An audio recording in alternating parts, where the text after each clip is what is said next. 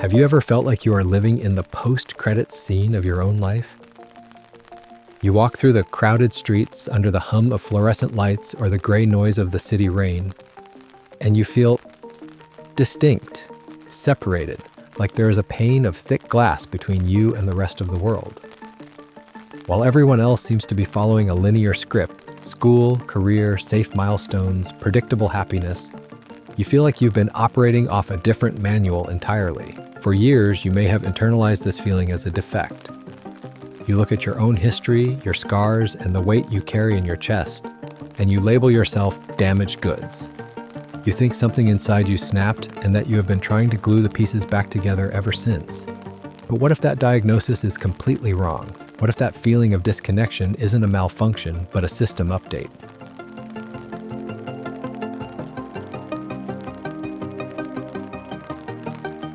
The modern world calls it trauma, and often leaves it there. But there is a deeper psychological reality known as post-traumatic growth. The thesis is terrifyingly simple.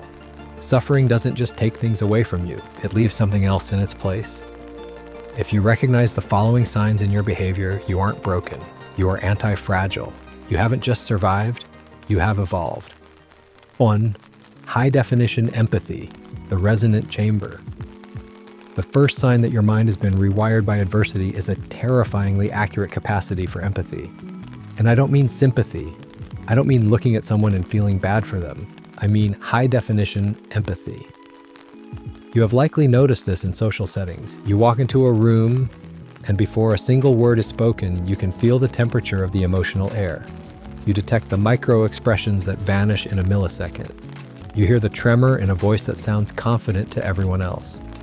You know instinctively who is hurting. Why does this happen? When you have navigated the dark, your brain becomes hypersensitive to the signals of danger and pain.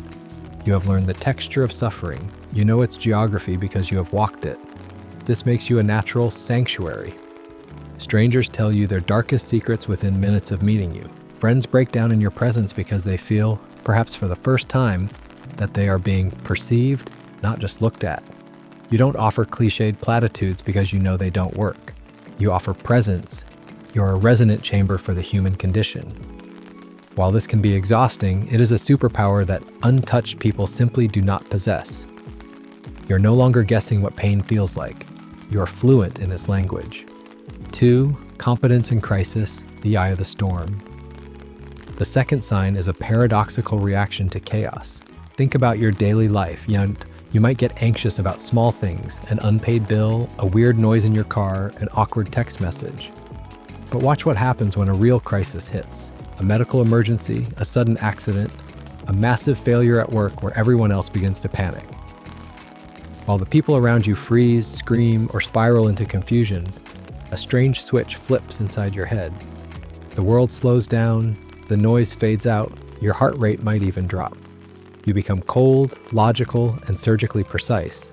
This is not because you are unfeeling, it is because your nervous system has been battle-tested. For the average person, a crisis is a terrifying anomaly, a breach of their reality. For you, it's familiar territory. Your baseline for stress was reset long ago. Psychologically, this is your brain recognizing the environment it was trained for. You have lived through the worst-case scenario before and you survived it. So when the structure collapses, you don't collapse with it. You become the architect of the solution. You are the calm in the eye of the hurricane, capable of making decisions when the stakes are highest. This isn't numbness, it is competence in crisis. 3rd, radical authenticity, the burning of masks. The third sign is a growing intolerance for the performance. We live in a society built on personas. The Swiss psychiatrist Carl Jung described the persona as the mask we wear to make a distinct impression upon others, to conceal our true nature. Most people spend their entire lives polishing this mask, terrified of letting it slip. But you lost the energy for that game a long time ago. Trauma has a way of stripping the varnish off of life. When you have stared into the void, the idea of engaging in polite small talk about the weather or trying to impress people with status symbols feels not just boring, it feels physically repulsive. You have developed a bullshit detector that is always on. You might find yourself withdrawing from social circles that feel superficial. You might be labeled as intense or too deep because you want to talk about death, love, fear, and the cosmos rather than the latest celebrity gossip. There is a hauntingly beautiful saying often shared in survivor communities. You burned your masks a long time ago just to keep yourself warm. This isn't arrogance, it is radical authenticity. You realize that time is finite and fragile. You no longer have the luxury of pretending to be someone you are not. You would rather sit in brutal silence than participate in a fake conversation. You demand the real or nothing at all. 4. The old soul paradox, accelerated maturation. The fourth sign is the sensation of being out of sync with your own time, an old soul trapped in the present. You might look at people your own age and feel a vast, invisible canyon between you and them. It's not that you think you are better than them, it's that you feel you have lived 3 or 4 lifetimes while they are still on their first. This is the phenomenon of accelerated maturation. Suffering acts as a time compressor. A traumatic event can force a decade's worth of psychological growth into a single year.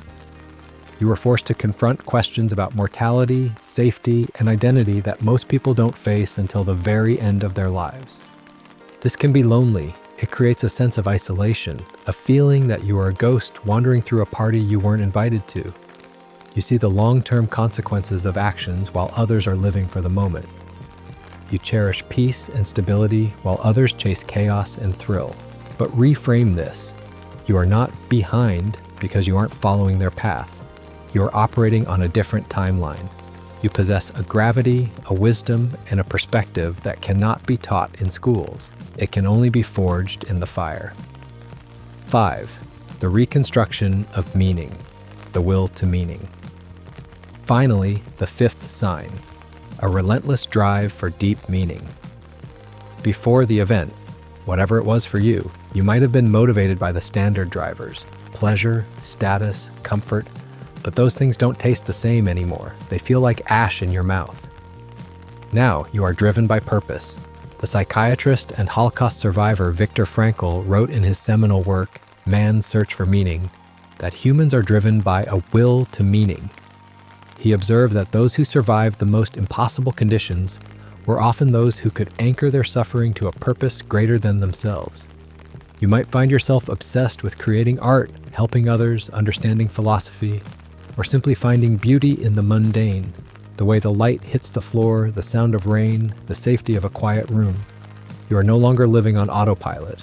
You are reconstructing your life's architecture with intention. You are asking, why am I here? Not as a complaint, but as a mission statement. You are no longer satisfied with a shallow existence because you know how fragile existence is.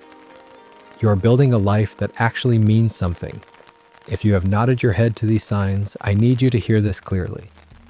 The narrative that you are damaged is a lie sold to you by a world that prefers things to be pristine and uniform. But you are not a factory-made product. There is a Japanese art form called Kintsugi. When a precious bowl or teapot is broken, the artisan does not throw the pieces away. They do not try to hide the cracks with invisible glue. Instead, they reassemble the ceramic using a lacquer mixed with powdered gold.